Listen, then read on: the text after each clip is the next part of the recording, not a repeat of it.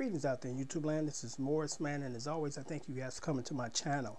And today I'm going to do a very highly anticipated video. I've been meaning to do this video for like a year. So I decided I'm going to do this because when I do this and get into it, a lot of you are going to say, you know what? I thought the same thing, and I thought I was the only one that was thinking this way. And what I mean is, and the title of this video is going to be called Out of Touch with Your Customers. Because the majority of the drum machines, and I'm going to talk about sound modules too, they have these demos in them. They kind of demo them. And I'm saying to myself, and many companies are guilty of this, mainly Roland and Alesis. They're notorious for this. That you're listening to the demos and they give you a category, a genre of music that they're playing in style. And like, let's just take for instance the Alesis SR18. I'm listening to the demos, and the majority of them are rock demos. Now, when was the last time, or even the first time, that you've heard a rock band use a drum machine? So why is there a need to do a demoing rock music when rock music do not use drum machines? Now, I'm not talking about techno bands. I'm talking about hardcore rock bands like, Van Halen, Zeppelin, things, hard rock bands, hardcore, Motley Crue, AC/DC, So I find it interesting. They even had some demos of country and western songs in the drum machine demo. I'm like, when was the last time these styles of music ever even used drum machines? That's just how, unfortunately, a lot of companies are so out of touch with their customers. It wasn't until EMU came out with Planet Fat, and Zoom came out with the Street Box, and Akai came out with the XR-20 that they said, we get it. Let's go get some guys that play in this style of music, hip hop, rap, R&B, techno, and let these guys do the demos. Finally the light bulb have went off in these corporate people's heads to realize they need to go get the people that are specialized in doing this kind of music to highlight or showcase what the drum machine can do. Because I'm imagining, a bunch of educated white folks are sitting at a corporate boardroom meeting and they talking about how they're going to promote their product for customers that are kind of in rural areas, or should I say urban areas, and techno. Instead of going out and getting a guy from the streets that can hook up some nice beats and say, whoa, when the customers listen to us, say, this is the kind of music I'm trying to do.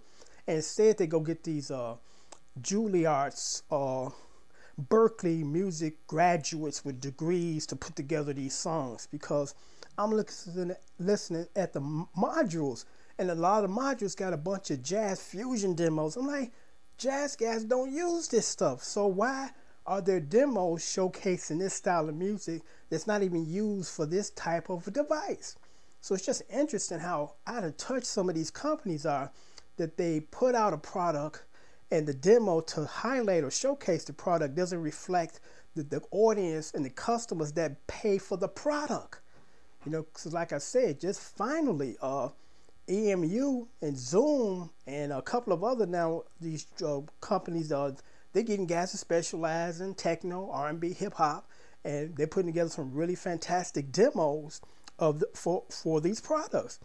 But I just find it interesting that, I get a module that's a couple of years old, and the majority of the demos are jazz fusion or rock.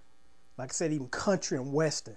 And these styles of music don't even use these types of products. So I just want to do this video because it's been kind of waiting on me for years. I mean, I've kind of discovered that at least 15 years ago.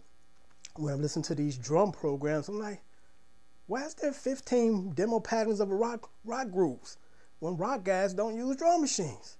And then the representation, and I'm just going to specify on the Alesis SR18, the representation for the hip hop patterns felt terribly. I'm like, this ain't hip hop. This is just something that somebody put together and assumed it to be close to being hip. But it's just interesting that you have to bring in some people that will help showcase your product, and as far as directing it towards the people that are using your product and the style that they use it in. So I'm finally glad to see that there's some guys that say, hey, we know nothing about hooking up demos for these units, so let's go get some guys that know how to do it and do it well. And still, let's go get some guys got a couple of degrees from Berkeley. They're expert in theory and composition, but when it comes to down and dirty street grooves, they know nothing. A company that I especially want to kind of give, I guess, acknowledge to is Akai. And the drum machine, the Akai XR-20, they got it right. I mean, they got about maybe 70 presets in there, and I would say every single preset is the type of preset that reflects the type of style of music that you would use using this drum machine. They don't have any rock presets. They don't have any other presets that the style of music do not use this type of device. You know, so I praise Akai because they got it right. They went and got some guys, and those guys specialize in hip hop groups.